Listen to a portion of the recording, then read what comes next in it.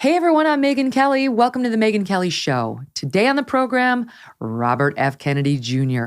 Back in March, I interviewed Robert for the first time. It lasted over 4 hours, and it was a great exchange. I hope you've listened to it.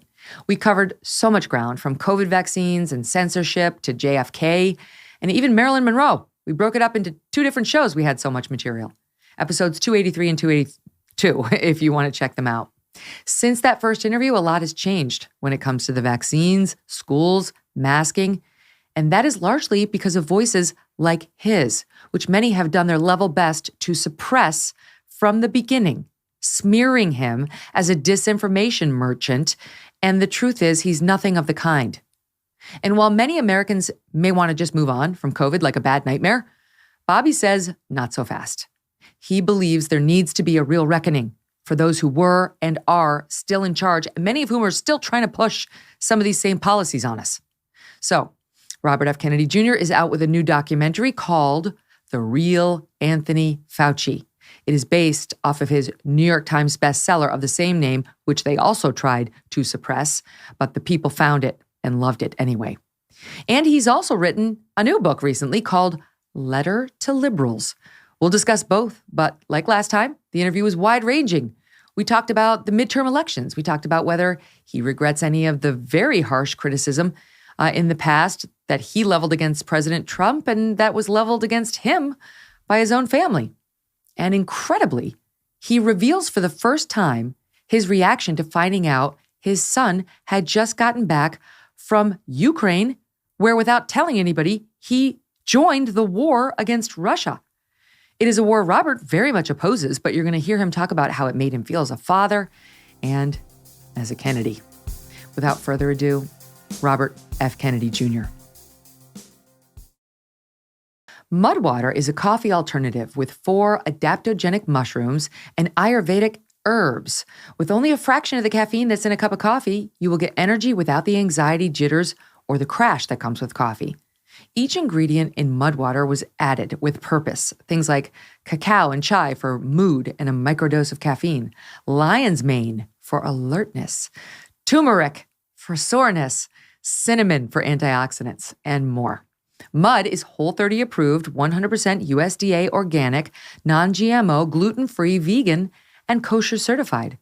Mudwater also donates monthly to the Berkeley Center for the Science of Psychedelics, as they believe the country is in a mental health epidemic, and Mudwater sees psychedelics as useful tools for individuals with depression, PTSD, anxiety, and other mental health problems. Check it out for yourself. Go to mudwater.com/Megyn, and that's spelled mud, MUDWTR.com, all right? MUDWTR.com/Megyn. Use that code Megyn for 15% off. I loved our last interview, and so did the audience. So I'm thrilled to have you back. Thank you for doing it, Megyn. Yeah, my pleasure. All right, so let's talk about Letter to Liberals. Why this book and why now? Well, you know, I'm one of the things that this book came out of an argument I had, or a debate that I had with a former colleague of mine, John Morgan, who is a former law partner, who is very, very much part of he very much ascribed to the pandemic orthodoxy, to the government orthodoxies. He loves Anthony Fauci, and he believes what he was told about masks, about lockdowns, about the vaccine safety, about the vaccine efficacy, and about social distancing and closure of schools. And we had a discussion about it during the pandemic. It was really an email and text discussion where we would send each other's studies back and forth, scientific studies, with some commentary on them. And to me, it struck me that that's what we should be doing as a nation, as a people. We ought to be able to have a congenial debate about government policies, and that has been absent. People who disagree with the orthodoxy or who question it are not treated respectfully. They have been vilified, marginalized, and and doxxed and deplatformed and treated as kind of dangerous heretics, and in other cases like second-class citizens, like in some cases, children who have not taken the vaccine for religious reasons or medical reasons have been denied medical treatment in hospitals. Politicians and celebrities have argued that they should be people who decline to be vaccinated should be jailed or should be punished or should be denied constitutional rights, including our president, Joe Biden. And this has always struck me that this is contrary to the liberal tradition. Liberals traditionally love disputation, they love contention, they embrace debate. They understood that the free flow of information is the sunlight, the fertilizer of democracy. That the entire core of liberalism is this belief that came to us from Jefferson and Madison and Hamilton and Adams, people who clashed with each other on so many other issues. But the one thing they really felt strongly about was free speech, and they felt that a democratic society could not function where there were impediments to the free flow of information, because the free flow of information annealed in the furnace of debate would yield the most beneficial public policies. That debate, that the conversation, the open conversation and the exchange of information would really feed the best government policy. So they said, all of them said, we put the freedom of expression, the guarantee of freedom of expression in the First Amendment, because all of the other rights that we're creating for people in the 10 amendments at that time are dependent on it. That if a government has license to silence its critics, it has license to commit any kind of atrocity. Mm-hmm. And we saw that our Bill of Rights really plowed under during this pandemic. We saw these unprecedented constraints, government-dictated constraints on freedom of speech, where for the first time, Americans were not allowed to criticize their government or government policies. And predictably, all of the other amendments to our Constitution and the Bill of Rights collapsed. The First Amendment also guarantees freedom of religion, but we closed every church in this country for a year without any kind of public hearing or scientific citation. It was just an individual who's been in government for 50 years and never won an election who said, lock them all down. And he has since said, in April of this year, Dr. Fauci acknowledged in a television interview that lockdowns don't work and that the only purpose of lockdowns is to force people to get vaccinated. That's not what we were told at the time.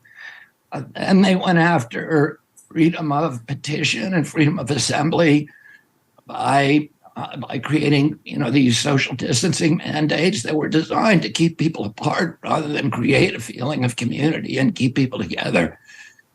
And then they went after, of course, property rights.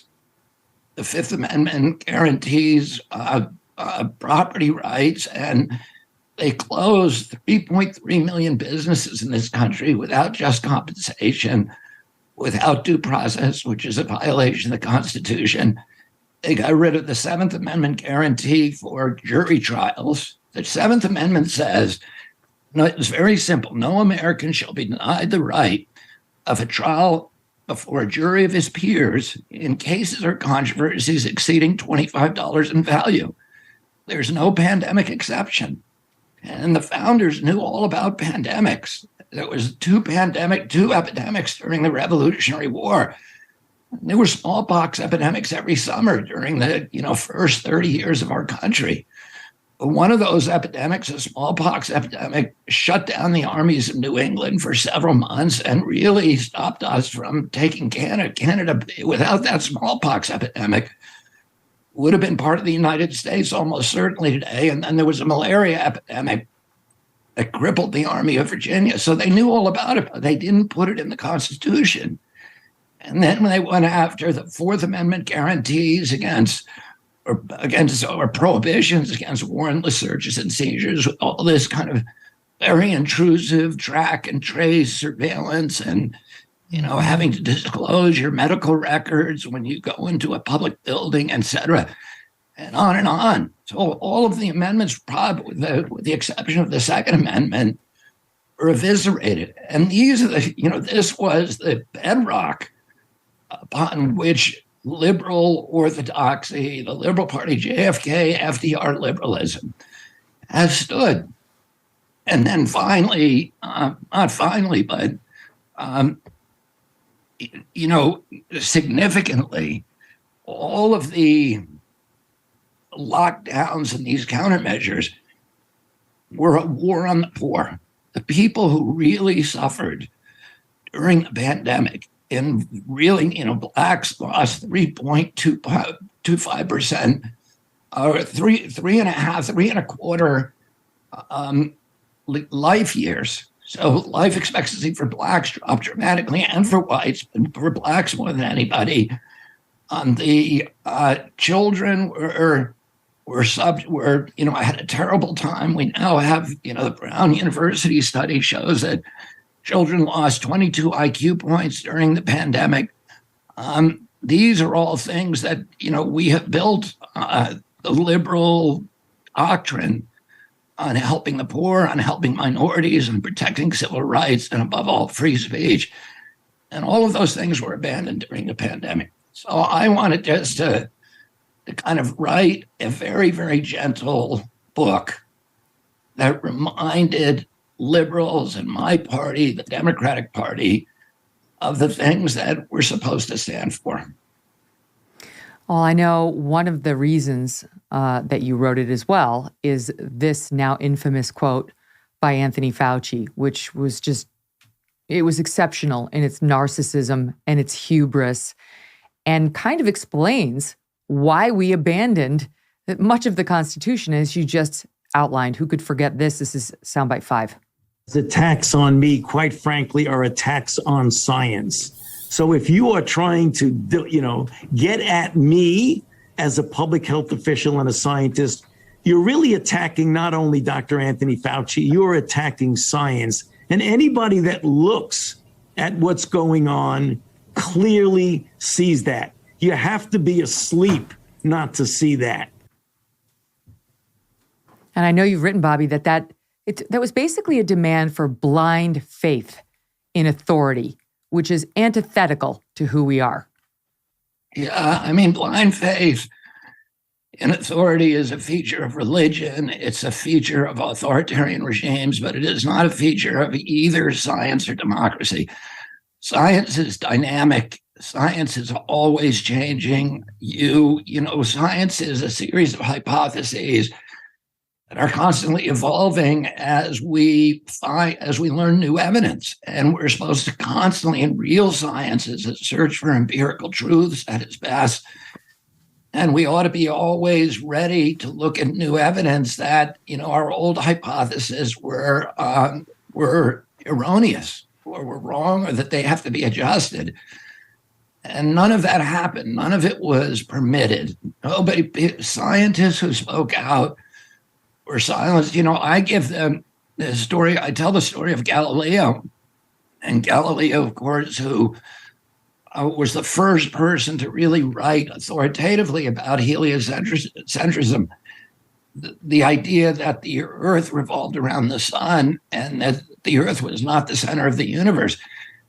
And this challenged the Christian cosmology at the time, which placed Earth at the center of the universe with all the orbs and planets rotating around it. And Galileo had invented a telescope, and he was able to show people that this just was not true. And one of the things he complained about after his censure, he was threatened either to withdraw his thesis or to be burned at the stakes. And he chose to recant. But he quietly was heard whispering to himself as he walked down the steps of the courthouse, and yet it moves. In other words, and yet the earth moves. One of the things he complained about up until his old age was that it wasn't just the clerics who had condemned him. The real bitterness and shock that he felt is that his fellow scientists refused to a man to even look through his telescope. And I think a lot of us who were struggling to actually reading the science during the pandemic and seeing the studies, reading the clinical trial data from Pfizer and from Moderna as it was released, and reading the VAERS reports, the vaccine adverse event reporting system, the surveillance reports, and seeing that the vaccines were not effective and that they were not safe, and that many of the things that were being said about them officially simply were not true, we were not allowed to talk. We were silenced. The scientists were silenced. The doctors who saw these, this cascade of injuries in their patients were silenced. The patients who reported their own injuries or the death of family members were silenced. Yeah, they were removed from the clinical trials and not even mentioned. Let me do a case in point on that in your particular circumstance, because it shows exactly what you were up against and what others like you who are raising red flags were up against. Early on in the pandemic, you challenged Dr. Fauci's assertion. I'll read it as follows. When you get vaccinated, you not only protect your own health and that of the family, but also you contribute to the community health by preventing the spread of the virus through the community. In other words, you become a dead end to the virus. Joe Biden, July 2021. You are not going to get COVID if you have these vaccinations. You said, I don't believe that. I've got questions about that. I don't think it's true. The vaccine industry's monkey studies in May of 2020, you suggested, made these claims doubtful that vaccinated monkeys both caught and transmitted COVID with the same frequency as unvaccinated primates. You were deplatformed off of Instagram for that. And now, of course, we know that after the original variant, those vaccines didn't prevent any transmission at all. But there was a question about the original vaccine. Did that prevent transmission? Well, this Pfizer executive went and testified before the European Parliament and was asked about that just 2 weeks ago. It made some national headlines, mostly in right-wing media, the Pfizer executive's admission. And here's how that went. It's soundbite 2. Was the Pfizer COVID vaccine tested on stopping the transmission of the virus before it entered the market? If not, please say it clearly. If yes, are you willing to share the data with this committee? And I really want a straight answer, yes or no, and I'm looking forward to it. Thank you very much. Regarding the question around, did we know about stopping immunisation before it's entered the market? No. We had to really move at the speed of science to really understand what is taking place in the market. I haven't gone back and checked all of Pfizer's statements, but Anthony Fauci claimed that it prevented transmission. The president of the United States told us that it prevented transmission. And there you have Pfizer on camera admitting they had no idea, none whatsoever, whether it prevented transmission or it didn't. You lost your platform because you said, here are studies suggesting it does not prevent the transmission. That's just one case in point. We could go through dozens of others. But do you feel vindicated? Well, you know what? At that time, I had a friend who was working. One of my sons works in an investment firm, and he had a boss who was interested in making bets on some of the vaccine companies. And he called me up and asked me what I thought about the vaccines, and I said, and that monkey study had just come out, and the monkey study showed that the fact that the monkeys, the macaques that they had given the vaccine to, when they then exposed them to COVID, that the vaccinated monkeys had the same concentrations of COVID virus in their nasal pharynx as the unvaccinated monkeys. And that's pretty clear. It doesn't prevent transmission. That's where the transmission comes from. So I said to this guy, and this is how naive I was still, even after 18 years of doing this work and understanding the power of this industry. But I said at that time, there's no way that these products can be brought to market because the science is very clear. They don't prevent transmission. They cannot stop the disease. And then there's a lot of danger about giving a leaky vaccine, one that does not provide sterilizing immunity during the middle of a pandemic. Because now what you're doing is you're turning everybody who gets the vaccine and then gets COVID into a variant factory. You know, the same way that if you gave subtherapeutic antibiotics to people and allowed the disease to figure out how to get around the defenses of the antibiotics, now you're breeding variants that are super variants that understand how to escape the vaccine. And this was, many people were writing about this. I'm a scientist, but nobody was reading them. And I said to this guy, you should not bet on the Pfizer vaccine because there's no way that that they're ever going to, no matter how crazy they are, they're not going to put this on the market. But I was wrong. But I did write about it. And of course, and Megyn, you know this because you've read some of my stuff. I don't go out there and say the vaccine won't work, and you shouldn't take it. I don't give that advice. I tell people, here's what the science says, and this suggests. Unless they got something else to show us, this suggests that they know it's not going to work to prevent transmission. It may have some other benefit. And by the way, we're still waiting to see what that other benefit was or is, because the data doesn't really support any benefit from this vaccine. But there may be a few thousand people have gotten some benefit from it, but there's a lot of people who've been injured by it. That's the thing, is the vaccine injury, and in particular now myocarditis risk and risk of death in young men, age 16 to 24. You point out in your book that these Scandinavian countries have banned the Moderna vaccine for, I think is it all people or is it just men under the age of 30? Yeah, they no longer a very good reason for that. For people under 30. Okay. And when we talk about the risk of myocarditis here, what you hear from the American authorities all the time is your risk of getting myocarditis is much greater from contracting COVID than it is as a result of the vaccine. So get the vaccine, because if you get COVID, you're much more likely to get myocarditis. But is that true? No, that's not true.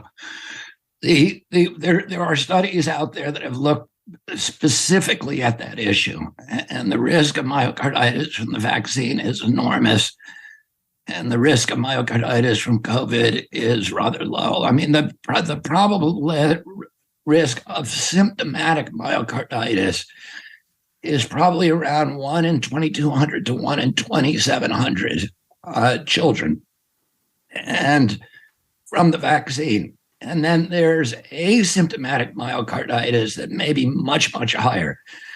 Myocarditis is a very, very serious disease. Historically, we don't know what's going to happen with these vaccine-induced myocarditis cases, but historically, about 50% of people who are diagnosed with myocarditis die within 5 years or require a heart transplant.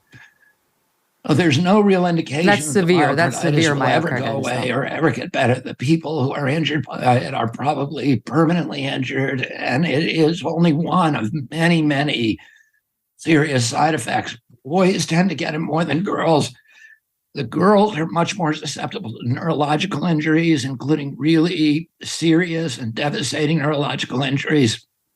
And Maddie DeGarry, who's one of the people who volunteered for this study, one of 1,100 girls who got the vaccine in the study, is now in a wheelchair, apparently for life, and she is eating from a feeding tube. And one of the really disturbing things is that Pfizer reported her injury as a stomach ache. So what we know is that we can't really trust even the really devastating clinical trial data. Anybody who reads the clinical trial data, I don't think they would take the vaccine. More people died in the vaccine group than the placebo group. 23% more people died in the vaccine group. But why would you take a vaccine that within 6 months you have a 23% higher likelihood of dying? Well, you know that we don't know if it was the vaccine that caused the death. Oh, of course not, except Pfizer sold us the vaccine based upon that clinical trial data. So they're Wait, and then, can can I just jump in? And then, Bobby, can you speak to this? Then refused and continues to refuse to release the underlying data. Like, the reason you can't answer that question, and I can't answer that question, is because Pfizer and Moderna won't release the information about what the comorbidities were, what the ages were, give us the facts around the people who died. Yeah, and I mean, and Aaron Siri, my colleague, is suing them right now. And Pfizer has taken the position, and very disturbed, troubling that FDA has intervened on behalf of Pfizer to say that we don't want to give anybody this data for 75 years. And these are, this is a government agency and a vaccine company that says, yeah, we're going to rush the vaccine, so we're going to be super transparent. We're going to have all these safeguards. And then they threw all the safeguards out. They said, we're going to do a 5-year study. And, I'm sure, Megyn, you've seen that tape from Anthony Fauci from 2002, where he's talking about vaccines. Mm-hmm. And he says, you can't do a vaccine in under 12 years. You cannot approve it because you could have really good results for the first year and you could have really good results for the second year. But 12 years later, you have mayhem, where all of these long-term injuries with long incubation periods, with long diagnostic horizons suddenly appear. What they said is, we're going to do 5-year study, and we're going to give an emergency use authorization after a year. And we're going to continue to see what happens to the placebo group and compare them to the vaccine group for 5 years. What did they do? After 2 months, they unblinded the study and they gave the vaccine to the placebo group. Yeah, they tried to had to get rid of the placebo group. And that doesn't make any sense. But the point you made before, because I don't want people to think I was making a leap that is impermissible. What I was saying is that we're inappropriate. Pfizer got its license based upon the 6-month data set. And if you look at that 6-month data set, the all-cause mortality in that, which means they look at, there's 22,000 people in the vaccine group, 22,000 people roughly in the placebo group. And they look at that for 6 months and they say, how many people died of COVID? Well, here's what it said. In the vaccine group, 1 person died of COVID. In the placebo group, 2 people died of COVID. So they can then say, well, the vaccine is 100% effective because 2 is 100% of 1.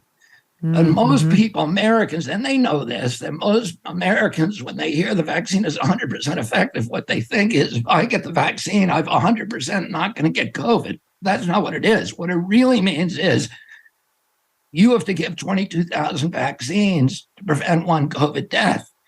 And if you're going to give 22,000 vaccines, you better make sure that the vaccine isn't killing 1 person in those 22,000, because if it is, you've canceled out the entire benefit. So they do that study, and it's called the all-cause mortality data set.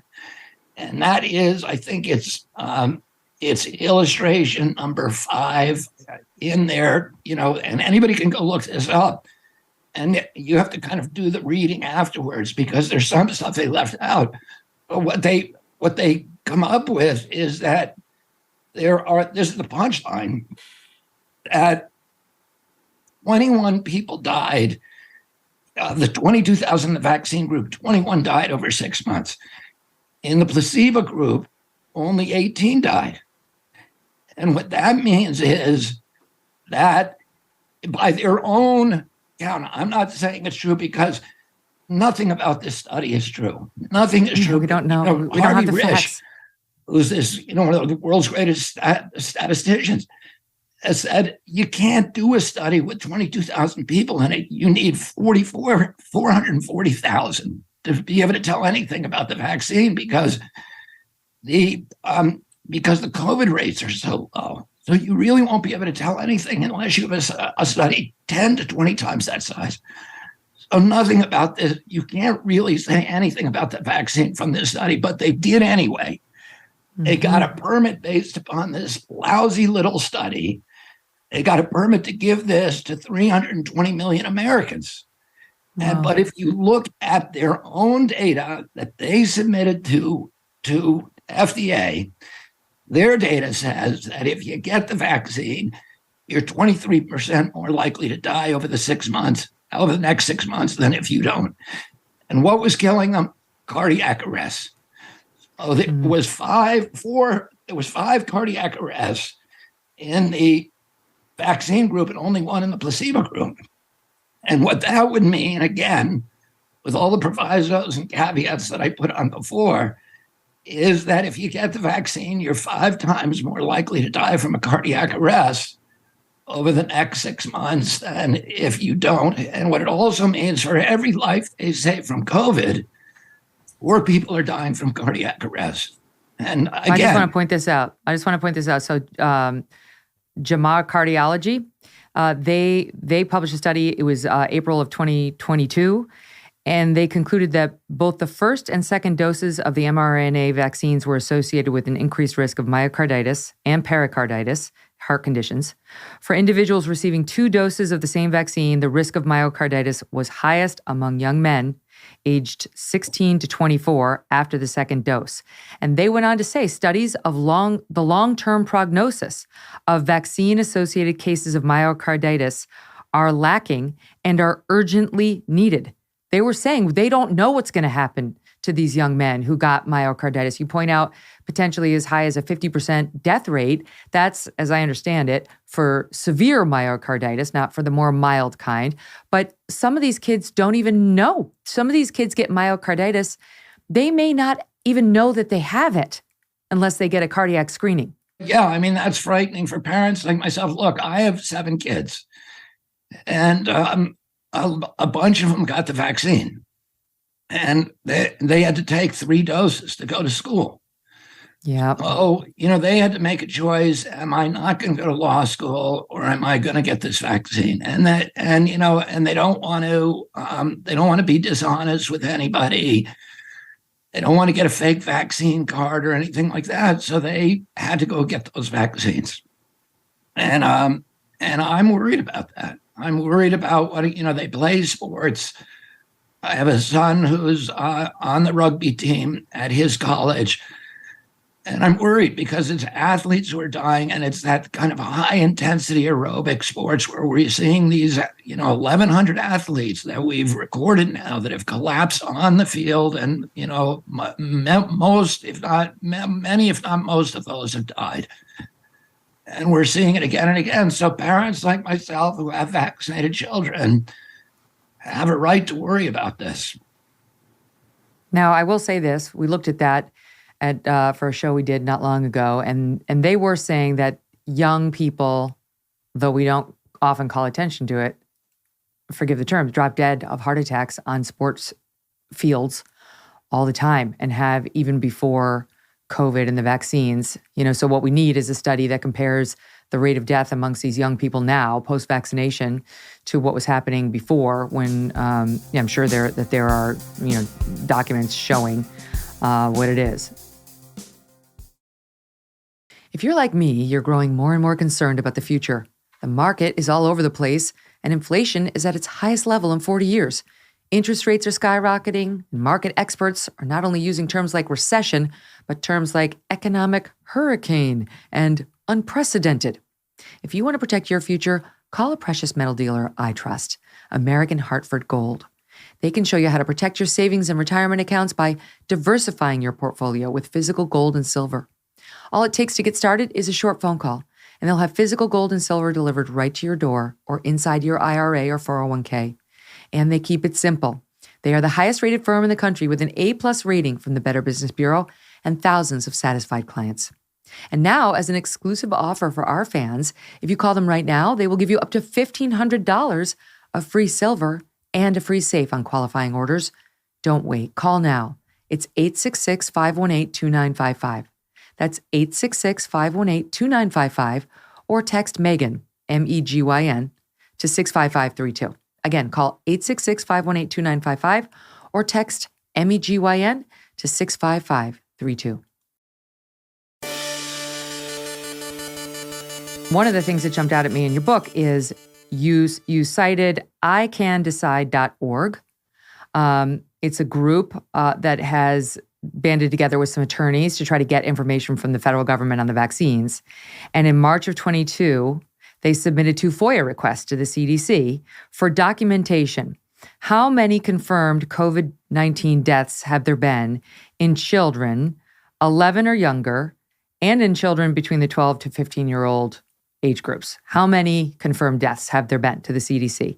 And on March 10th, 2022, you point out, the CDC responded, "We have not conducted the analysis requested for this age group, and therefore we cannot provide you with a data product in response." But publicly, the CDC is claiming that COVID ranks as one of the top 10 causes of death for children aged 5 to 11 years. This is why some parents are so paranoid, because they have the misfortune of believing Rochelle Walensky, that it's a top 10 cause of death for the young ones. But as you point out in the book, when asked to submit the proof, they say, we don't have that data set. We haven't done that research. Yeah. And, I think people have this feeling that everybody got vaccinated and COVID now is not as dangerous as it used to be. So the vaccine must have done it, and the vaccine must be saving lives. But I have not seen any data that shows that. And, those kind of data are easy to get. But what we're seeing from, for example, from the insurance industry, from the CDC, as you point out, is either deliberately or because of incompetence, they're not producing the kind of data that would allow us to do rational decision-making as individuals or as a nation. And that's been one of the most disturbing features of the government management of this pandemic is the obfuscation about good information. But there's a number of people now who have gone out to, and Ed Dowd is one of them, who's, the BlackRock executive, former BlackRock executive, who's gone out to the insurance industry. And the insurance industry is panicked about this because they're seeing a 40% rise in unexplained deaths, in excess deaths. And they're occurring in young people in 2022. So over 2021. So the number of people who are dying since mass vaccination is much higher than the people who are dying from COVID. And okay, but wait, because what doctors will say there's a number of other ways to we don't know if it's the vaccine or deaths of despair or drug overdoses, and it doesn't necessarily have to be from COVID if it's not the vaccine, but it could be from a whole host of other things that have been caused during the pandemic. A whole host of other things, and we ought to have that data. We ought to know that. Yeah. Why is CDC discouraging coroners and morticians and public health authorities from doing autopsies on people whose deaths are suspect? There's a deliberate obfuscation of data that we've seen from the beginning of the pandemic. But there's a lot of other kind of data sources that appear to indicate, Megyn, that the vaccine is causing more deaths and injuries than it is averting. One of those data points is the nation by nation data, and this is in my book, that show that the nations that have the highest vaccination rates also have the highest death rates from COVID and non-COVID deaths. And there are many, many others, and you can do, state by state comparisons, and there's a lot of clever people who are looking at this right now. And I have not seen any data that indicate, with one exception, which is a very weak study, that is now being cited. And I'm not seeing any study or any really even common sense argument based on science or anything else, or any form of empiricism that shows that the vaccine is actually saving lives. I think the vaccine appears to be doing what the clinical trial indicated it would do, which is to increase mortality in the vaccine group over the placebo group. The one study that I'm talking about is a study that is now being widely cited by the New York Times and everybody else, with some glee, it appears, that indicates that Republican states have a higher death rate from COVID than Democratic states. In other words, the red states are doing worse from COVID than the blue states. But it's a fairly kind of sophomoric study that you can't say anything about the vaccines, and it may be true that more Republicans and Republican states died from COVID, but there are a lot of other covariables. Those states tend to be poorer states. There are also lots of studies that show that the regions that are more dependent on fast food, they have higher levels of diabetes, of obesity, which are the primary covariables that predict COVID deaths. I noticed in the study, I think this is true, that they also include Florida in that study. And so you're looking at a population that is disproportionately elderly, and we have no idea. There's no indication that this has anything to do with vaccination status. It's, that's very speculative, but that's literally the only study that I've seen cited with a proposition that the vaccine is actually saving lives. And I can't say whether it is question or for you. I suspect it is not. I suspect the vaccine is causing more deaths and it is averting. But I cannot give you the numbers, and it's not my fault that I can't give you the numbers. No, it's not your fault. Because we have looked at every kind of a permutation of data that the government will allow us to see. And it's very, very hard to come up with exact numbers from looking at that. And that is, I have to say, it has to be deliberate. These are the first things. It's if you were a public health at official, a minimum, it's a dereliction, and it could be deliberate. Wait, let me just stand by and ask you one thing. I want to get back to your theory that it's deliberate. That's a better way of putting it. Because the only thing that jumped out at me on this, because there is a question. I mean, I saw the charts in your book that showed a spike in deaths post-mass vaccinations, and not exactly post-COVID outbreaks. The spikes came post-mass vaccinations.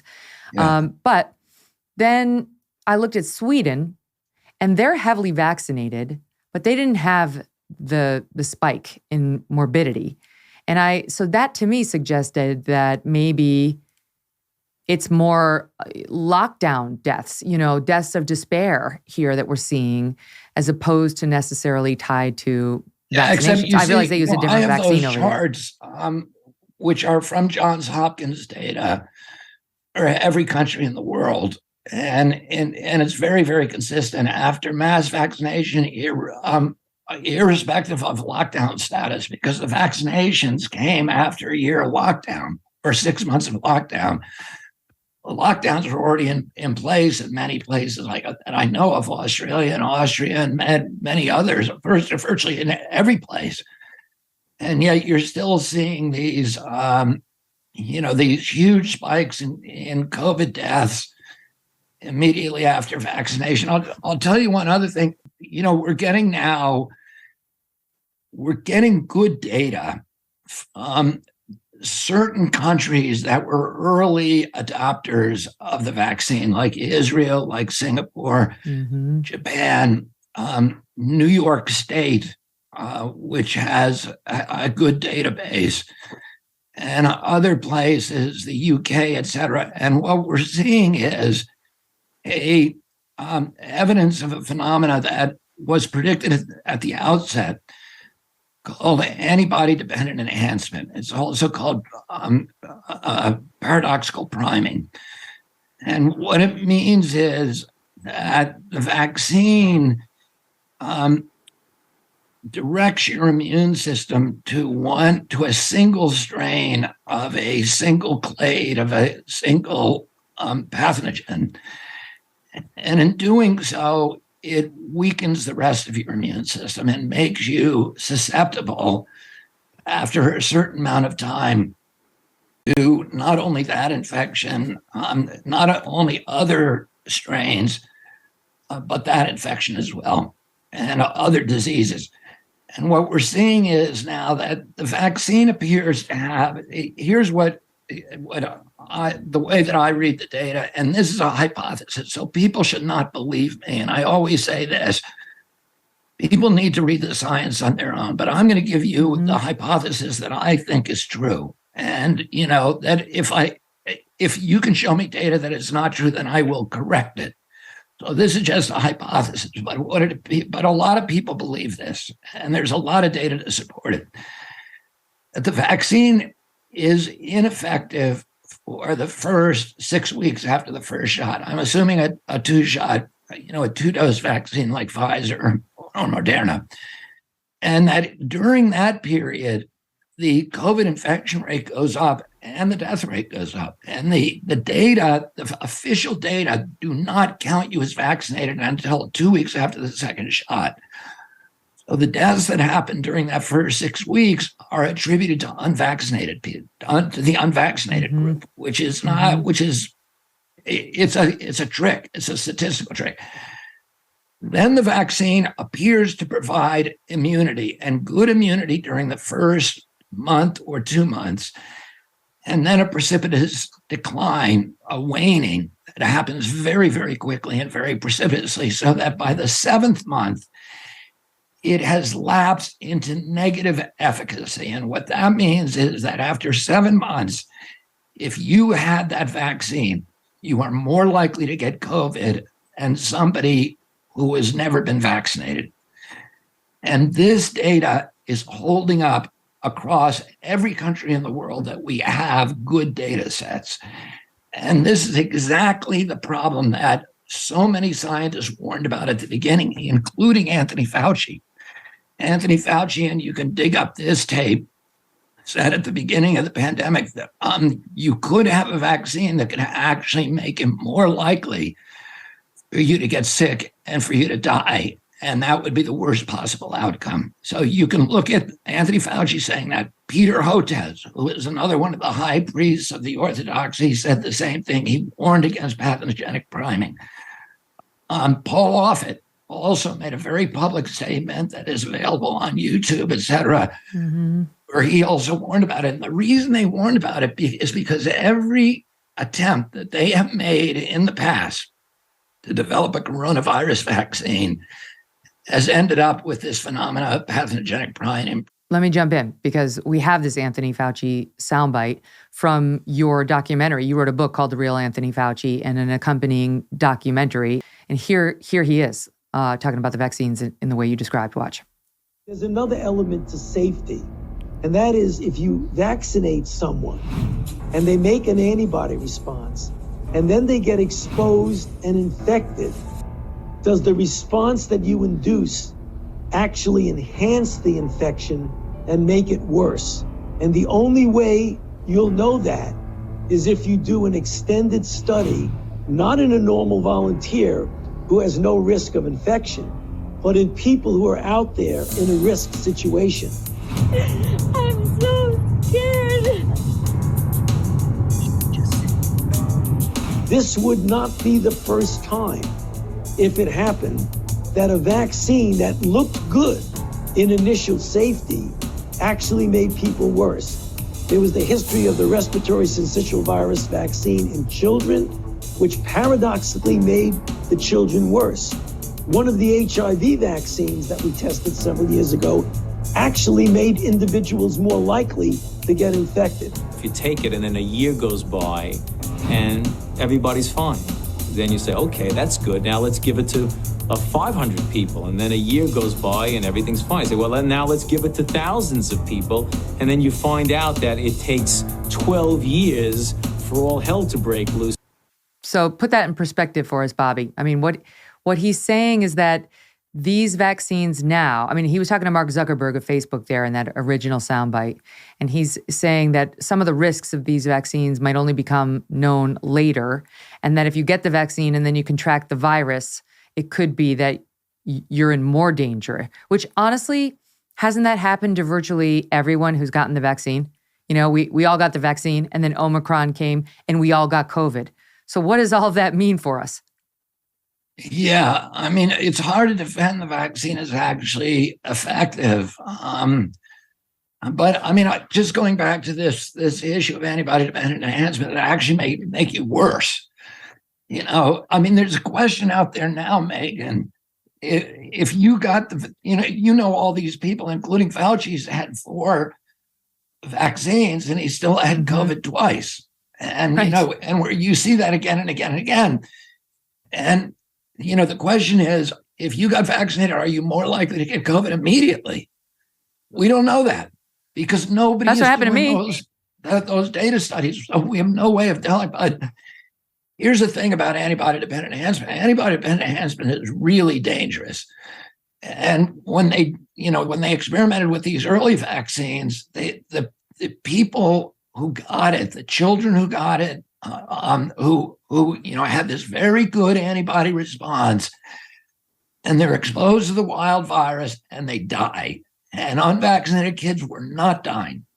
So the vaccine actually makes things much worse.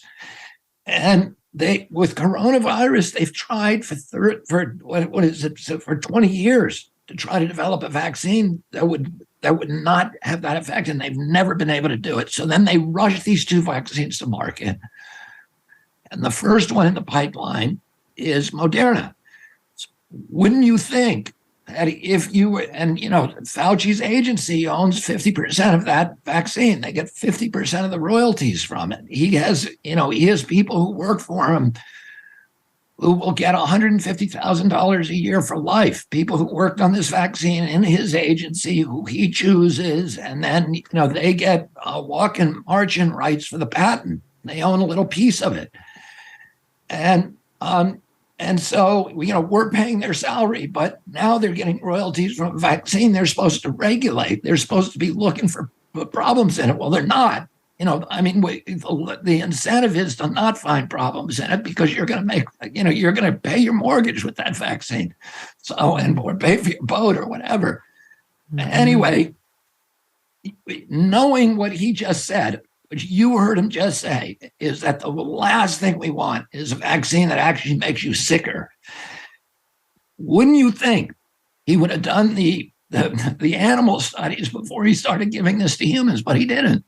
It was unprecedented. They skipped the animal studies altogether. Well, all right, let's talk about the booster, because what we have right now is the latest booster. They did the animal studies. They took 8 mice. They injected the booster in the 8 mice, and they said, okay. We're good. They did the animal studies. We're good, which is terrifying. I mean, I've seen lots of doctors online saying this is absurd. You've got some members of the FDA actually resigning, saying this can't be. You can't stand on 8. Even Paul Offit has said this is absolutely outrageous. And yet they're doing it. And in fact, in some places, you're not considered fully vaccinated unless you're boosted. And the old booster doesn't count because that was against variants that are dead and gone.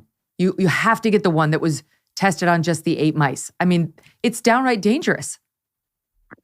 Although, to me, the worst thing they're doing, besides giving this to kids who have 0 statistical risk from COVID, so why are we giving this to children? Because we know there's a 1 in 2,700 risk just for myocarditis. Why would you ever give that to somebody when there's no risk from 0 statistical risk to a healthy child from COVID? 0. Yeah. So why would you give it to somebody? And by the way, 70% of them to 80%, maybe 90% already have antibodies. They've already been exposed, so they don't need it anyway.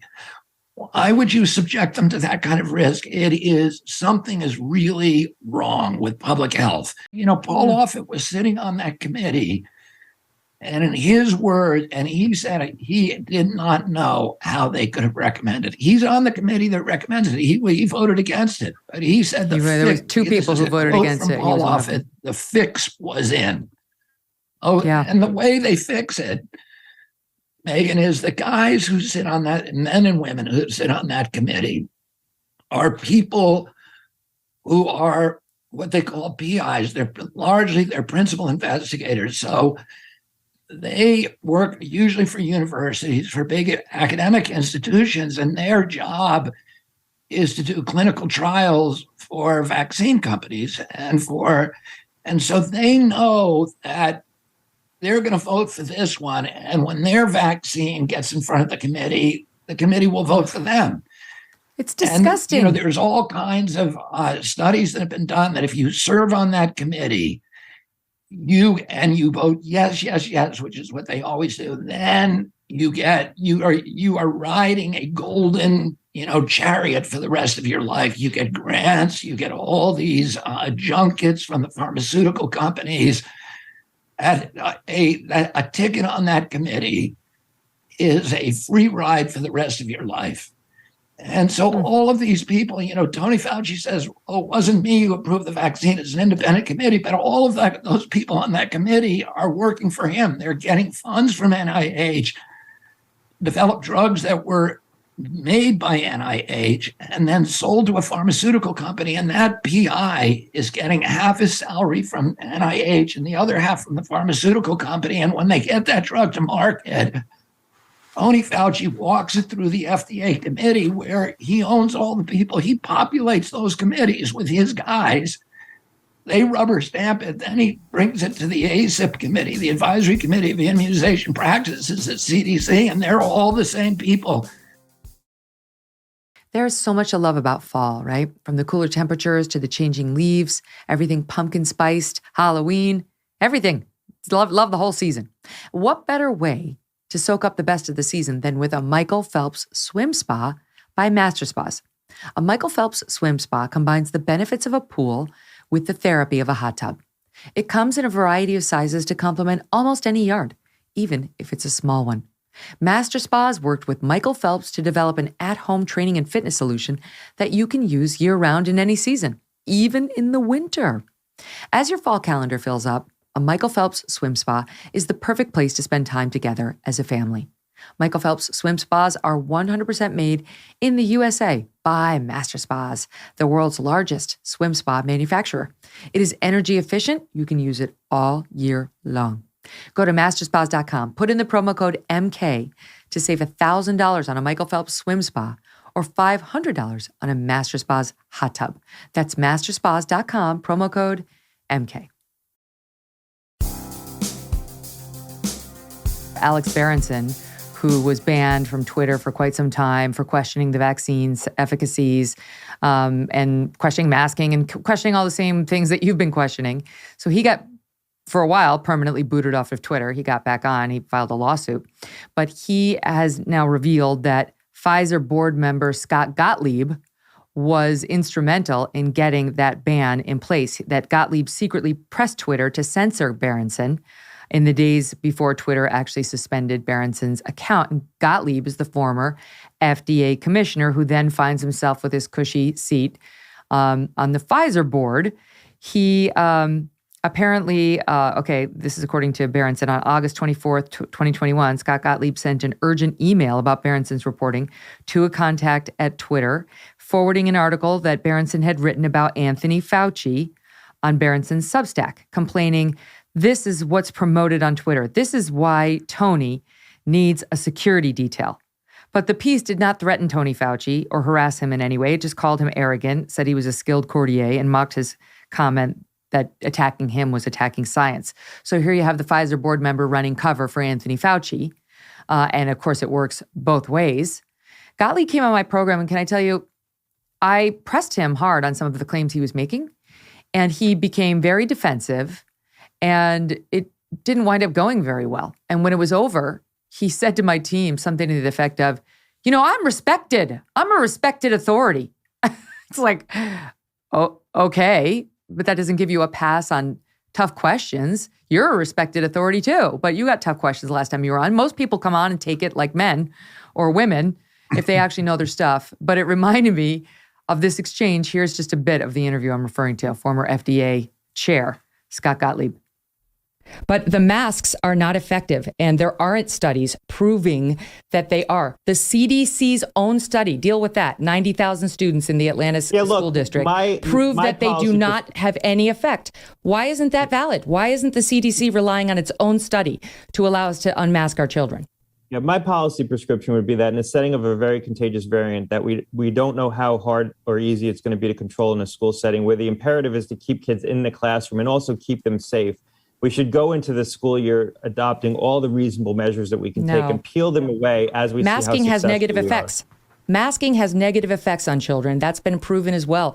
This is not a harmless measure, and it's not helping. So why wouldn't we be honest about the CDC's own information? Well, that's what we're going to agree. They took that approach. They didn't have any mitigation in place in a lot of those school districts. And we saw the virus become epidemic in the schools.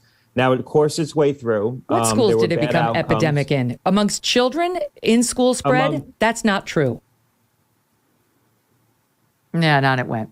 But that's just one example. I'm sure you could give us 10 more. The FDA, the people who are on it, and the people who are so closely tied, they miraculously wind up at Big Pharma, getting big paychecks right after they leave. This system is corrupt, and it leads to disinformation. You want to talk disinformation? They're purveyors of it.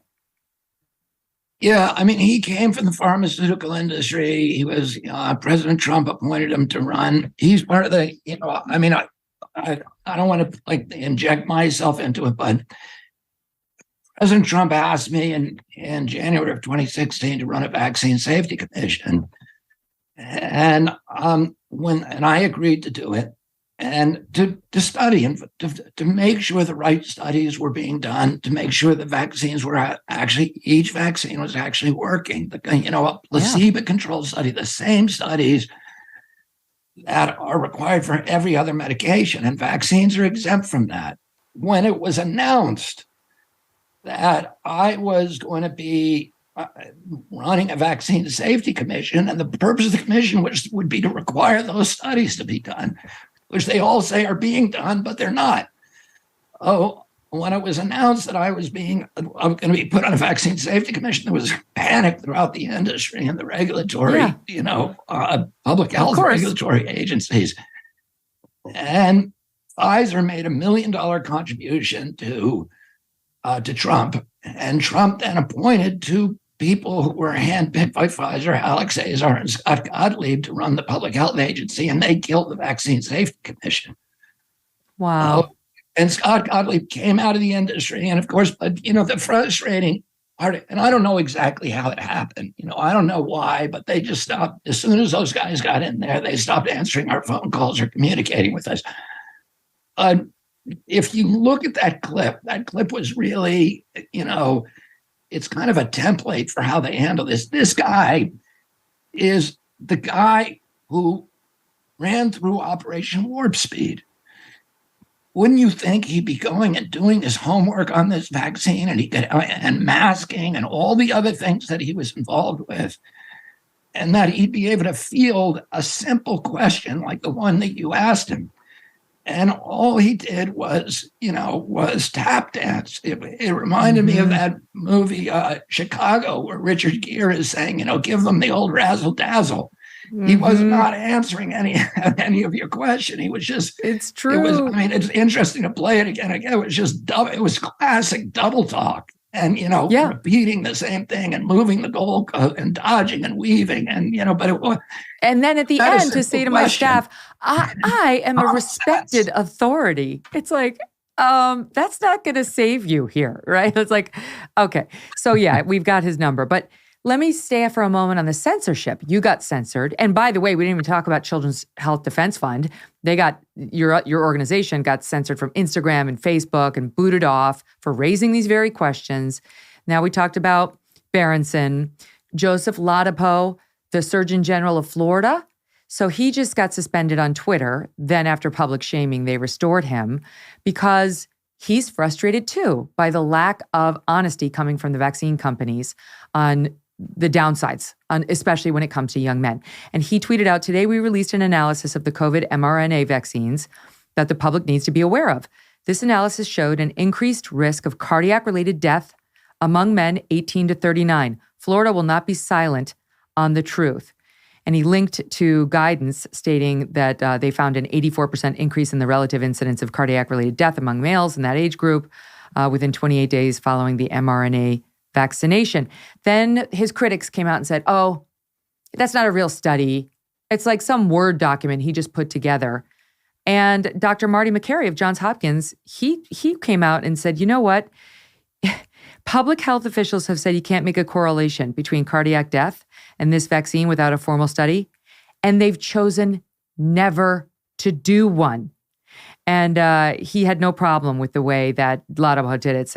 Florida said, we'll do it ourselves. He said they used a very elegant study design. Let's look at all the heart attacks 6 months after COVID vaccination and ask ourselves, did they occur at an equal distribution over those 6 months? Or were they clustered in the month after the vaccine? And they found that they were clustered in the immediate 4 weeks after the vaccination. But you see it here too, over and over. The establishment works together to shame, well, to silence and to shame. The shaming's part of it. Critics who come out with information that might reflect negatively on the vaccine, instead of saying, holy God, 16 and 18 and 20-year-olds are dying as a result of myocarditis caused by the vaccine. Shouldn't we stop that? It's like our country seems to be the only one that isn't willing to reevaluate, Bobby, right? Like we talked about the Scandinavian countries. Why are they so open-minded? And we aren't. Yeah, I think Joe Ladapo, who's the Surgeon General of Florida, is a real problem for Democrats because he's very courageous and he's very, very credible. And he's a Black American with a really, rags to riches story that's extraordinary. He's one of these guys who's like 180 IQ, really smart. Amazing He's pedigree, Harvard. Ultra liberal, UCLA professor, graduate, he's just extraordinary credentials. And DeSantis tapped him to come to Florida, and he didn't have any. I've talked to him many times before. He didn't have any kind of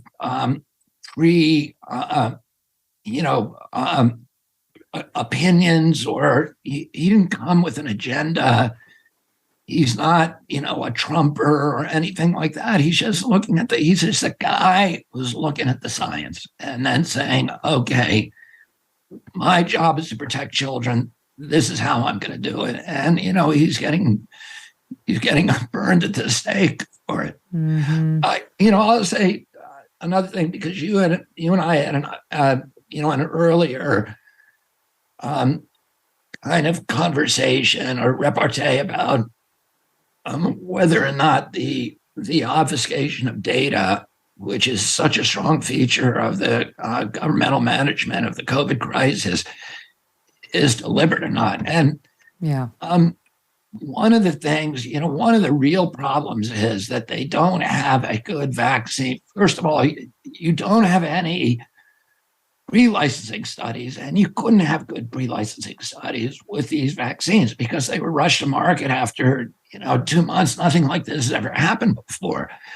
Mm-hmm. And after 2 months clinical trial, 2 months of clinical data, they were rushed to emergency use authorization. But what they said is, we're going to really look at them when they get up market, and if they start injuring people, we're going to, we'll pull them. Well, the problem is that implies that you have a surveillance system that actually functions, and they don't. They have a surveillance system that was built to fail. And the reason I can say that is because it's called the VAERS system. It's called the Vaccine Adverse Event Reporting System. And the way it works is, if a doctor gives you a vaccine and you get injured, the doctor then, or you'll never know to do this. So individuals almost never call in.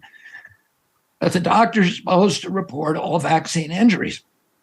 There's a couple of problems. One is the doctor is told myocarditis is not a vaccine injury. Therefore, if somebody reports myocarditis or death or seizures or cancer, accelerated cancers that we're now seeing, many doctors believe that are associated with these vaccines.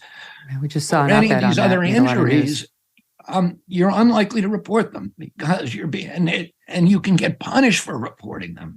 There are these institutional and cultural punishments that disincentivize people from reporting them. Not only that, if you're the doctor and you have a patient who comes in and you're saying, I'm going to save your life, I'm going to give you this vaccine, it's natural human impulse if that person does get injured to say, well, it wasn't the thing I did, it wasn't the intervention I did, it was something else. This is natural, this is normal. Oh, we've known this for many years. I've been a critic of the VAERS system for many years. But many people criticize the system. In fact, David Kessler, who was the Surgeon General, the system just is broken. It doesn't work, and it collects only a tiny fraction of vaccine injuries. We need to redo it. Well, in 2010, CDC hired Harvard University School of Public Health professors. They spent a lot of money, and they did a 3-year study on the system. And they looked at they looked at intensively an HMO called Harvard Pilgrim.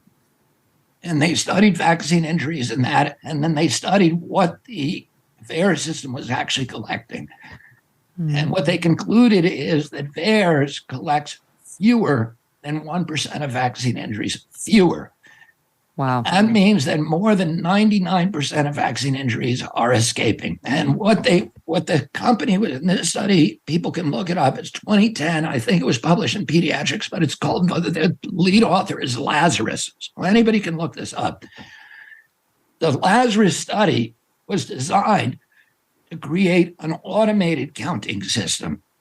So the way that works is you take an HMO, the HMO has everybody's vaccine records, and then they have their medical claims. So if you get a vaccination and you come in and claim, I got diabetes, you're now getting insulin for diabetes 6 years later, 8 years later, or you have food allergies, or you have autoimmune disease, this system, this AI system, will do a cluster analysis, which is very, very accurate. And they will correlate the particular vaccine with particular injuries, which cluster around that vaccine.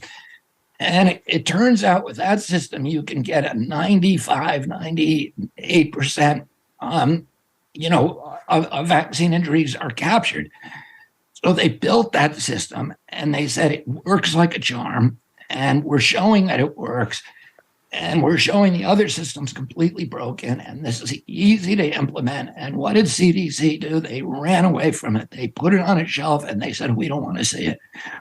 They also said that there are serious injuries in 1 out of every 32 vaccines given. And when CDC saw that number, they said, we do not want to know about this. And they shelved that system. So the reason that they don't have a good VAERS system today is deliberate. They did not want a system that would actually capture vaccine injuries. And when you see these people like Offit and others saying, well, vaccine, the VAERS system is not a good judge of vaccine injury. The question is, number one, why didn't you implement the system that you got? Number two, this is your system. You've had it for 36 years. You've known for 36 years that it doesn't work. Why didn't you fix it before, it's easy to fix. Why didn't you fix it before you gave these untested vaccines to And the fact that now the vaccines are mandatory is what makes it especially galling. So we intentionally don't have a system that captures the injuries.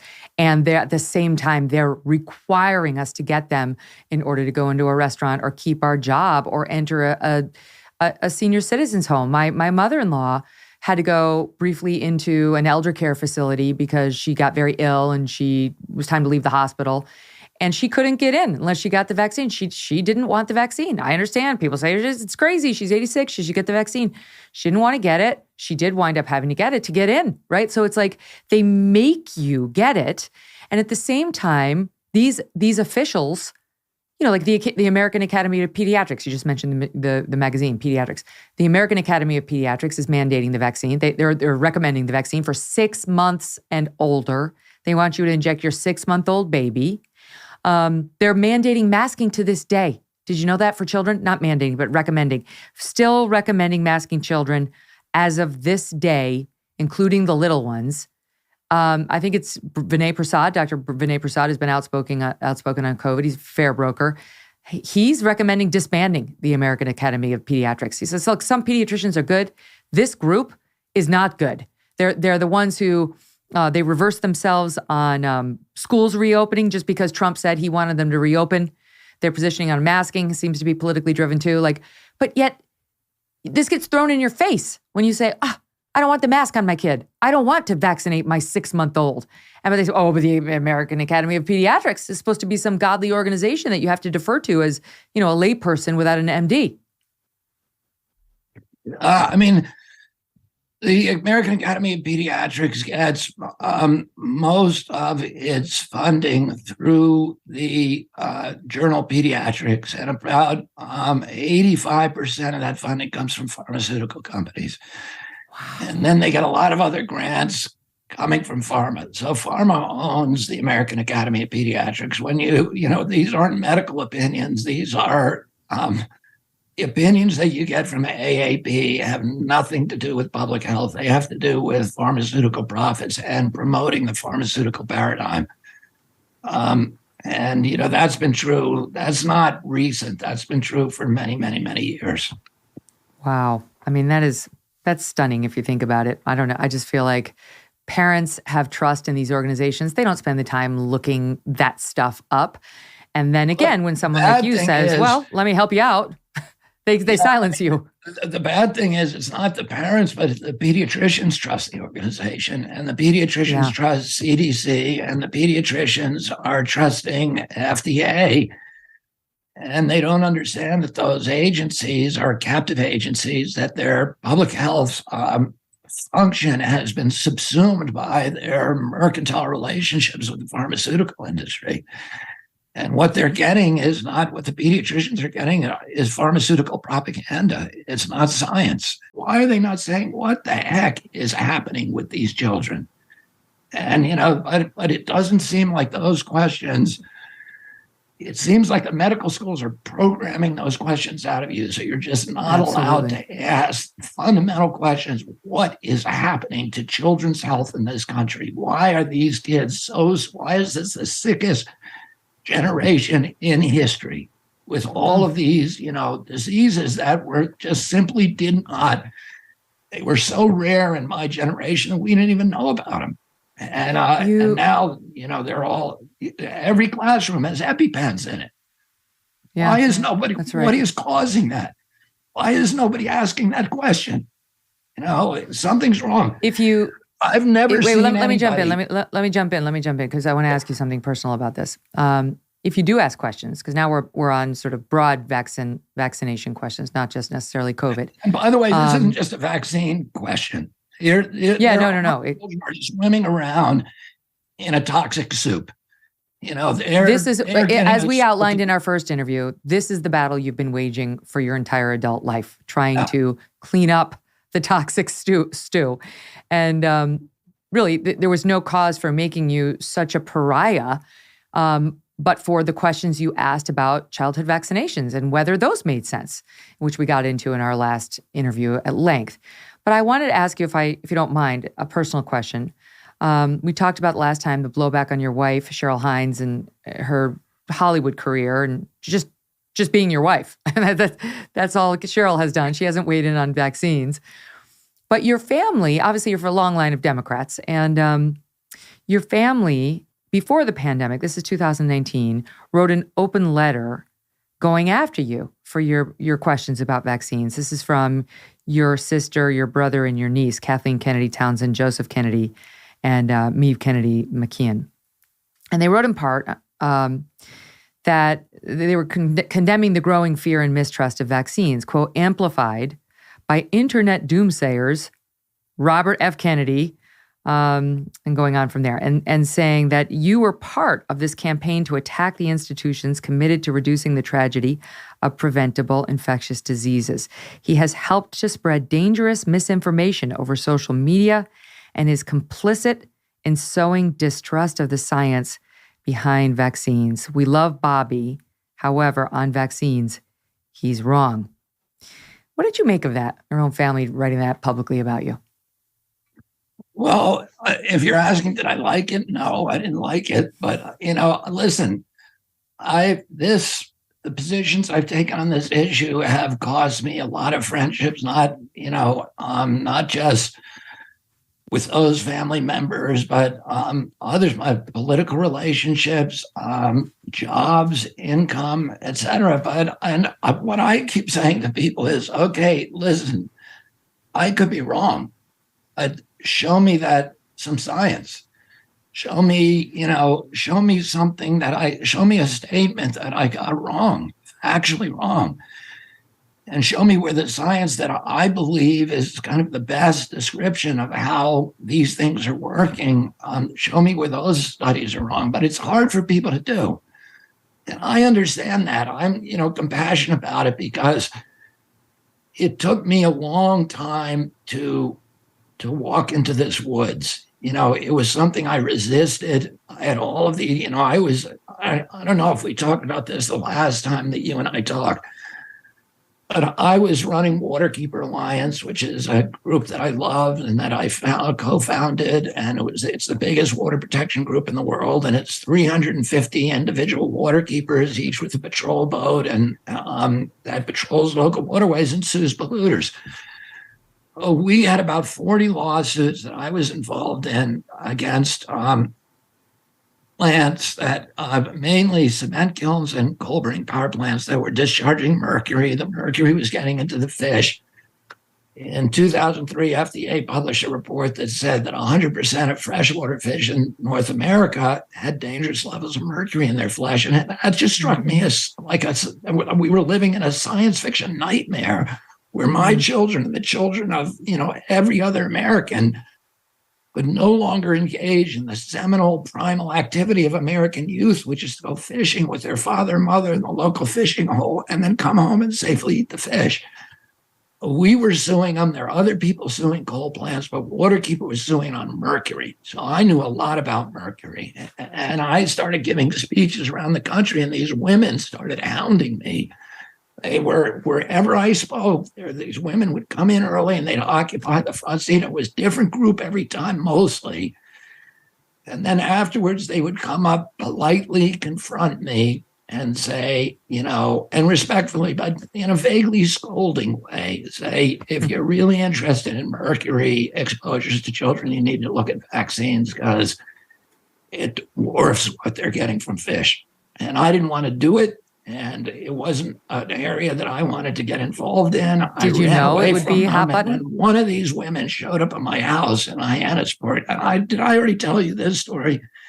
I heard this the first time. Bridges, she's a psychologist, and she had an 18-inch thick file of scientific studies. And she said, I'm not leaving here till you read them. And I read the abstracts, and I saw that there's this huge delta between what the public health authorities were saying and about vaccine safety and what the actual science was saying. And I called people like Francis Collins, who I knew, and all these other people. And I began to slowly realize that the public health authorities either were not conversant with the science or that they were lying. But it was a long, gradual journey for me that took a lot of years to kind of get a more expansive view about what's happening. So I know that I can't expect, people like my family members who do not have the time to make this kind of exploration to believe me, and they see me and they say, oh, he must be crazy. Why is he crazy? Because all the other stuff he says makes sense. But everybody we know, we trust, we believe in, all of our doctors who, Bobby didn't go to medical school. Yeah. We have doctors who we trust. Maeve, who sadly died during the pandemic with her 10-year-old boy in a drowning incident, who wrote that article, was a public health, a rising star in public health. She worked for Francis Collins' agency for NIH. She had her own center there, and she was horrified by what I was doing. She believed it. And so I don't hold this against people that they don't believe me. But what I say is, let's have a discussion. Let's have a congenial, respectful debate about this, and let's try to keep it on the science and away from the ad hominem attacks. I don't. When people attack me, other people's opinions of me, Megyn, I feel like they're not my business. I know what I have to do. I know what I believe the truth to be, but I also know if somebody shows me I'm wrong, I am not hard-headed. I'm not dug in about, my worldview. I'm changing my worldview all the time based upon new factual inputs. And all I need is somebody to show me where I'm wrong, and then I will be grateful to them, because I can walk away from this and go back to Waterkeeper, which is what I want to be doing.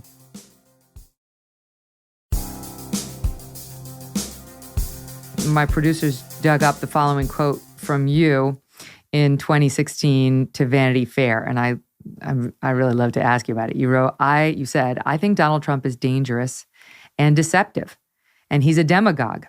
I don't think it should surprise anybody to see how well he's doing, because that kind of demagoguery is formulaic and it's easy. There are buttons that you can push of bigotry and xenophobia and prejudice and anger and self-interest and nationalism, false patriotism." So has your opinion of him changed since then? No, I wouldn't say so.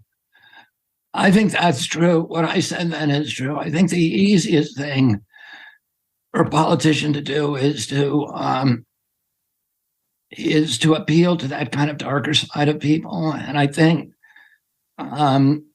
he's very, very good at understanding where those kind of buttons are. I think what my dad tried to do was different and was much harder, which is to try to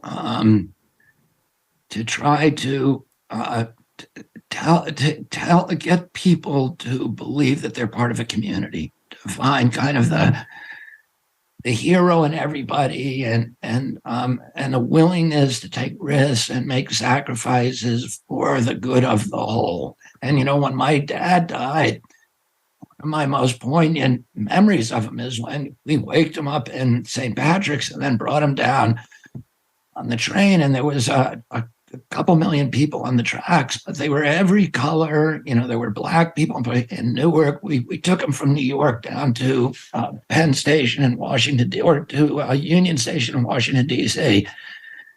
And there were these crowds of Blacks singing the Battle Hymn of the Republic, and in the train station, just jamming the train stations in Newark and Philadelphia and Baltimore. There were white veterans on the tracks the whole way down. I remember a group of about 6 or 9 nuns standing in the back of the pickup truck. There were Boy Scouts. There were Little Leaguers who were standing, saluting as we went by. It was a cross section of the American experience, and all these very different people who was supporting my dad. Now, 4 years later, I remember when I was at college and studying politics, and I read these demographic data that showed that 4 years after that, in 1972, so my dad died in 68. In 72, almost all of the white people who had been lining that track were voting not for George McGovern, who was very much aligned with my dad, but for George Wallace, who was antithetical to everything my father believed in. Wow. So the people who believed in who were willing to support my father's, and to put their prejudices, the nationalism, the false patriotism, and all this aside, and say, we're willing to buy into this idealistic view of America. 4 years later, they were done with it. And they were like, I got to protect myself, and I'm going to protect myself against other races and other colors and people who don't look like me, and, all the people who seem like they're out to get me. And, the people in this country today, and this is what I think the liberals have lost track of, the middle class is being systematically dismantled. People are getting screwed, and they're angry. And the Liberal Party today is not offering them anything. It's not telling them, it's not validating their anger and their rage. It's telling them they're deplorable, and it's telling them, that they should have other concerns. And and I think that Trump doesn't tell them that. Trump validates those concerns, and I think that makes him, and he's fearless. And he's, he has all these kind of manly qualities that are, the heroic figure on the white horse who's going to come in and save you. Do I think he's actually going to do that? No, I watched him collapse and fold in front of Anthony Fauci. But I think, and I don't think he has the patience to understand policy or to delve into it. And I don't, I think his approach is not about trying to solve the problems, but, to break things. And a lot of people want things broken right now. So, I completely, utterly understand his appeal. And I don't think those Americans who support him are bad people. I think they're the core of our country. And I think if we don't figure out a way to get Americans to start talking to each other about the values that we share, that our country is headed for a very, very dark place. And that, I think people who call themselves liberals have to remember what what liberalism stood for, and that we were the party of the unions. We weren't the party that were defunding the police and that were telling people that inflation doesn't exist when they're getting crucified by it, and that are going to endless wars at at a time when gasoline prices I just paid $7 a gallon for gasoline. We're paying for the Ukraine war with that. And, let me ask you something about that. I two questions for you on politics and war. Herschel Walker's been in the news, and his personal life is what's been in the news. And if the reports are true, and he denies many of them, he hasn't been a particularly great dad to the children that he's had and his various girlfriends have had, and he hasn't been a particularly good romantic partner. And there's a debate in the Republican Party about should it matter, because they really want control of the Senate, and they would like to overlook those foibles. And of course, Raphael Warnock has some of his own, his opponent. But I wonder, as a Kennedy, you're kind of a good person to ask, since we now know JFK had, a long line of reported affairs when he was married. And, had we zeroed in on those back then in the country the way it was back then, that might have made a difference politically. Obviously, Ted Kennedy, Chappaquiddick, a whole other story.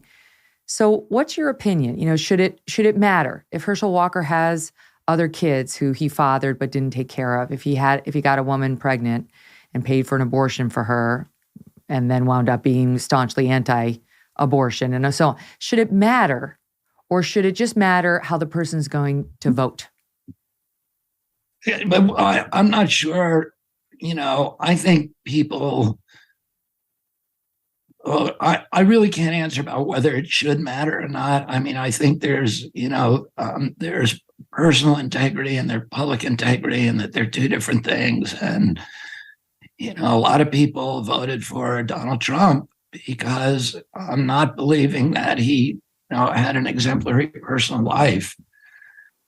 But willing to overlook that because he was bringing some other things to the table. So I'm not going to say whether people should be concerned about that, about people's private lives.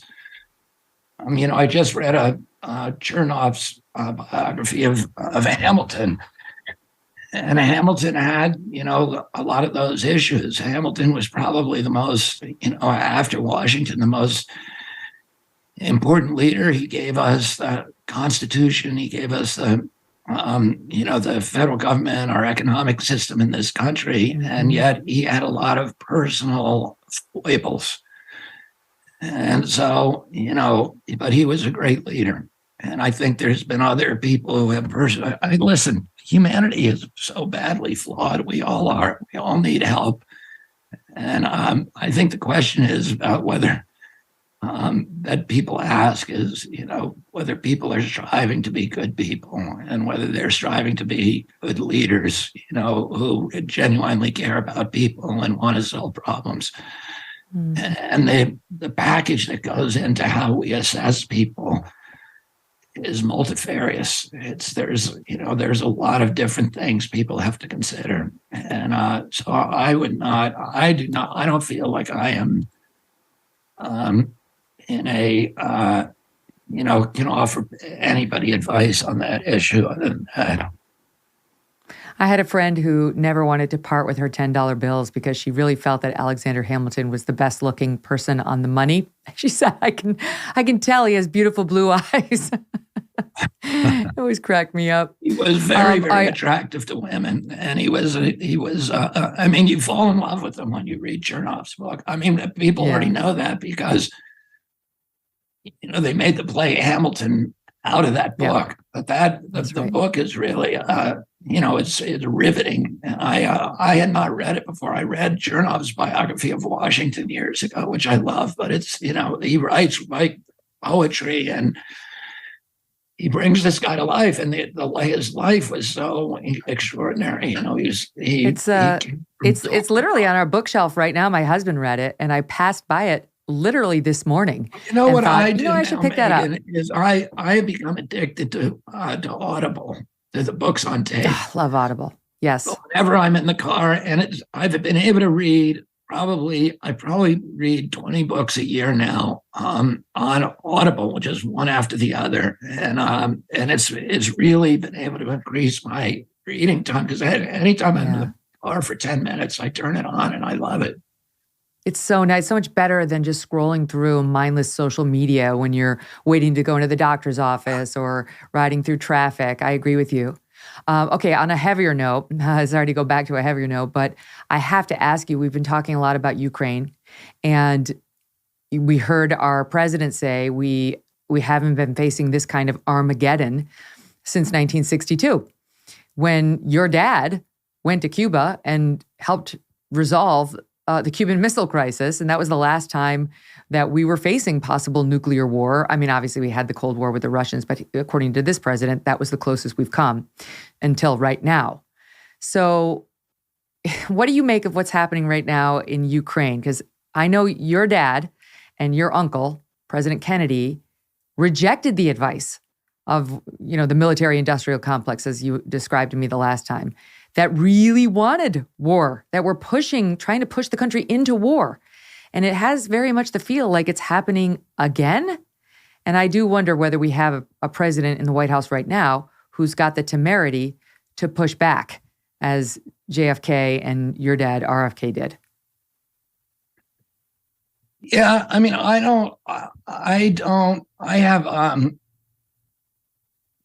have a lot of thoughts about Ukraine.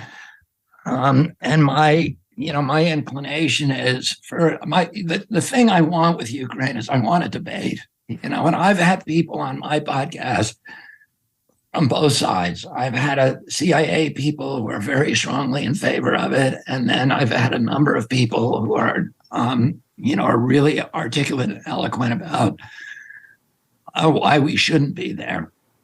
And it's a complicated issue, as all are. And I have to say, within my own family, we argue and debate about this at the dinner table. And but my son Conor who's 26 years old, has been in the Ukraine. He joined the Foreign Legion. He went over there. He felt like, because he had spent so much time arguing in favor of, he does not like Putin. He does not like bullies. He feels Putin is a gangster and a bully. And the invasion was just wrong. And he argued very strongly about it. And when we went in, he felt that he shouldn't be arguing about it unless he was willing to, in favor of war, unless he was willing have skin in the game and take his own risks. And so he went to the Ukrainian embassy and he signed up for the Foreign Legion, and he's been fighting over in the Ukraine for the last couple of months. Oh, wow. He's part of he was part of a special forces unit and he didn't have any military experience, and he kind of talked his way into the unit. And he's a big, strong guy. He's 6'5", and is an athlete and could shoot a gun. But they made him a drone pilot for the forward unit, and then they promoted him to a machine gunner, which is a tripod-mounted machine gun.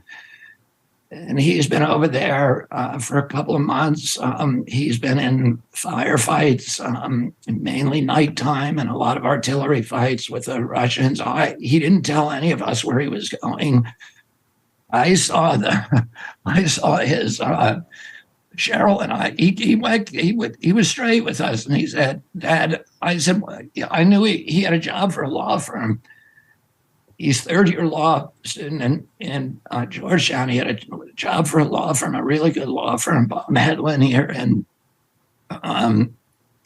Los Angeles. And I was looking forward to him living with me for the summer.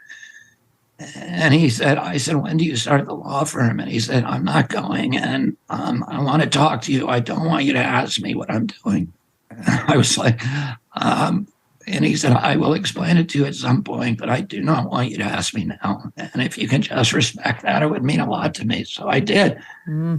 Cheryl and I were worried about him because we thought maybe he's doing something dangerous. And we were looking at his credit card bills, and the last one we saw was in Poland. And then there was one in the Ukraine, and then they just stopped.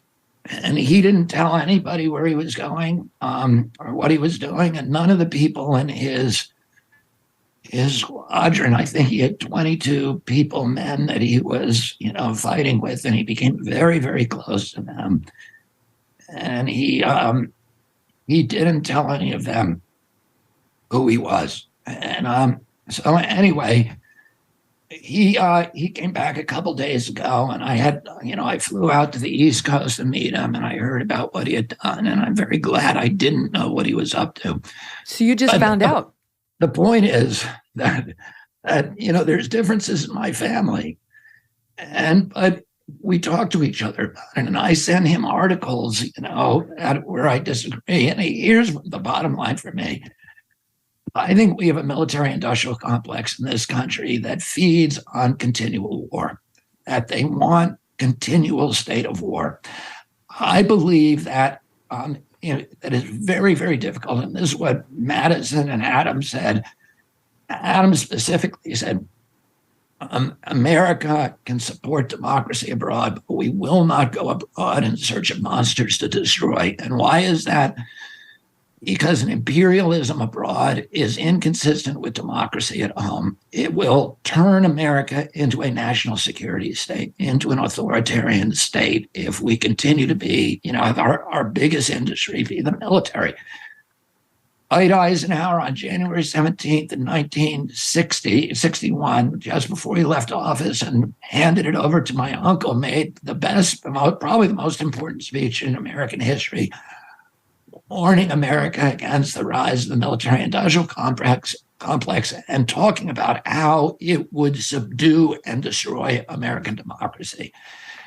And, listen, we go out from war to war to war, and each war is preceded by a propaganda barrage. And the press all jumps on. And here the same thing happened during the Iraq War, which was the worst foreign policy choice that we ever made until COVID-19 came along in American history. And the New York Times had to apologize for its reporting with Judith Miller, and all of the neocon and CIA people who were tricked us into that war. President George Bush said the worst mistake of his presidency was believing George Tenet, the head of the CIA, when he said the weapons of mass destruction is a slam dunk. He said he was tricked by the CIA into that war. So if you look what's happened in the Ukraine, there was a CIA-sponsored coup in 2014, and the Rand Corporation, now we know, had published this blueprint that says, we should, our strategy, our global strategy should be to provoke Putin into overextending himself, and and then confronting him in one of these little countries, these former Soviet states. And Putin is a gangster. He's homicidal. He's a thug. He's one of the worst people alive today. But we need to have a real debate about how this war, about our part in the whole thing, and what the part the CIA played in it, and what part the extension of NATO. When Gorbachev went to President Bush and said to President Bush, "I'm going to dismantle the Soviet Union. But I want your assurance. I want America's promise to me that you will not move NATO into the former Soviet satellite states as they come off. We don't want to be surrounded by a hostile NATO." And Bush promised him, "We will not, on behalf of the American people, we will not move NATO 1 inch to the east." And since then, we've moved NATO into, I think, 13 countries that we promised we wouldn't do. We've installed missile systems in each one of them that can be converted literally overnight into nuclear missile systems now. And then you have a government in the Ukraine that has killed between 13,000 and 14,000 ethnic Russians in the eastern part of the government that we helped install. And you had the neocon, Victoria Nuland, selecting the cabinet in 2014. But we help install this government, and then they start treating their ethnic Russians like redheaded stepchildren, and now we're in a war. They got in a war with them where they're killing 13 to 14,000 ethnic Russians in the eastern part of Ukraine. Now, in 1962, when the Russians moved nuclear missiles into Cuba, we had, on the XCOM committee, we had, I think, 11 of the people on that committee who said we should bomb them, even nuclear bomb them. And my Uncle Jack said, "What if that means nuclear war with the Russians?" And they said, "Well, they won't do it. We got to do it. We got to invade Cuba." So, they were 90 miles from us, and they were, I think, 1,400 miles from Washington. But we have missile emplacements now that are a few miles from the Russian border. So, and if the Russians moved nuclear missiles into Mexico, or missile systems of any kind, and they killed 14,000 American expatriates in Guadalajara and Baja, we would be in there overnight. So, and I'm not, listen, what my uncle said about foreign policy is you always put yourself in the other guy's shoes. And you always figure out, give them a way out. And nobody's talking about any way to settle this. What they're talking about and what Biden's talking about is regime change. And that's what the CIA wants, regime change in Russia. And that's insane. It's going to get us the same place as regime change did in Iraq, where the situation just gets worse. So I don't think, listen, those are my arguments today, Megyn. As of now, it's not something I'm wedded to. These are really kind of anxieties I have about this war. And the reasons this war troubles me, but I listen to other people, and I can. And I had a CIA guy on my podcast who made a really strong case, for intervention. My son, who knows all the things that I am troubled about this, and he's troubled by them too. He's not naive. He understands, the Ukrainian government is as corrupt as the Russian government, and they're intolerant of civil rights. And then you have all these, really neo-Nazis and the Azov battalion, et cetera. And Conor's aware of that. Conor saw none of those Nazis when he was over there. The people he worked with, and when I hear him talk about it and the feelings that he has about the Ukrainian people, it makes you want to cry. And he's very articulate and very convincing about it. So I'm lucky that I don't have to now I'm not in a position to make a decision about where you go next, because I think it's really complicated. All wars are. But I think we ought to be talking about these things. And the concerns that I raise, we need to have an open debate about them. Because, when you're taking $50 billion that could be over here paying off student debt and restoring our middle class. But, we're paying for that. And I can tell you, people are paying for it at the pump. Yeah, we're paying $6 or $7 a gallon. And that is the cost of the Ukrainian war that you as an individual are paying every single day. I have to tell you, I would absolutely love to be a fly on the wall at your house on Thanksgiving, between the sister on the vaccines and the son on Ukraine. Can I just rewind for 1 second did you just find out about Conor serving in Ukraine when you were there to greet him on his return to the United? Like, can you just take me through the moment you found out? He called me. He has a girlfriend in Brazil. And he flew from the Ukraine to see her. I mean, I'm not, that's, you weren't first on the list. No, but as soon as he landed in Sao Paulo, he called me. And he said, were you stunned? Here's what I was doing. And I said, well, thank God you're home. And I said, I'm proud of you, because he believed in it. And I'm very proud that he argued very strongly for it. And most people argue for war are chicken hawks. They're not willing. They want somebody else to fight it. But he didn't want to be that person. He wanted to be the person. He said, if I argued for it, I need to be able to go there and risk my skin. I feel like this is, so he's a Kennedy. He did that. I'm very, very proud. I'm glad he didn't tell me beforehand, because I would have been worried sick.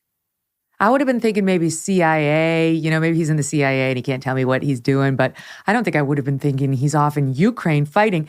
But it's taking me back to our first interview where you talked about how you were raised, you had to read the articles in the newspaper, you had to outline them, you had to be ready to defend the points for and against, and I'm sure your kids have that too. So it's part of the Kennedy lore, and it's part of the inspiration even. I've been trying to do that kind of thing with my own kids since our last chat, with less success than I would like, but maybe that's a good thing. So I don't want them taking up arms in foreign countries. It's harder to do it with the kids today because, I don't know, maybe it's because your parents used to be able to whack you if you didn't do the right thing, and you can't really do that anymore or something. I don't know what it is, but the kids today are harder to.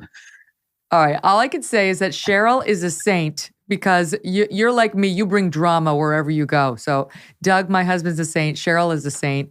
You and I are troublemakers, and that's not all bad. What a pleasure talking to you again. Thank you so much for coming on. Thank you, Megyn. Thanks for having me. What a fascinating conversation. What a fascinating man. I want to tell you that tomorrow the guys from the Ruthless podcast will be back with us, and we booked them on this day for a reason. They are going to be great, and they're going to talk about the much anticipated debate happening tonight, Tuesday night, between Dr. Oz and John Fetterman. And before we sign off, I want to tell you something exciting. I mentioned it yesterday, but I'm not the only podcaster in my family now. My husband, Doug Brunt, just dropped a new podcast series today. He released the first 2. He's got many in the pike, called Dedicated with Doug Brunt. If you just search Doug Brunt in any of your podcasts, in the search bar, it'll come up, Dedicated with Doug Brunt. He's a writer, and he interviews great writers on how they became writers, what the pitfalls were, what their process is, the behind-the-scenes secrets about their greatest works. And so you'll hear just a couple of those, including a great, great one with Lee Child, if you go over there today. So if you like me, I think you'll like Doug. You may learn a little bit about why I married him. Check it out. Here's just a little bit of the trailer to reel you in. This is Dedicated with Doug Brunt. This show is going to bring you the world's best writers in a way you never get to hear them. Guard down, ready to talk. I'm a writer who loves to read, and I realized there's no place to go to hear directly from the writers I admire most. Movie fans have Inside the Actor's Studio. Music lovers have VH1's Behind the Music. Book fans? So I created this show. If you love great books and want to spend time with the authors, this show is for you. We'll talk about their work, their process, their personal lives, and in some cases, the box office hit movies that came out of it. It'll be the writers, me, and a fair amount of liquor. We're dedicated. I hope you'll check it out. See you tomorrow.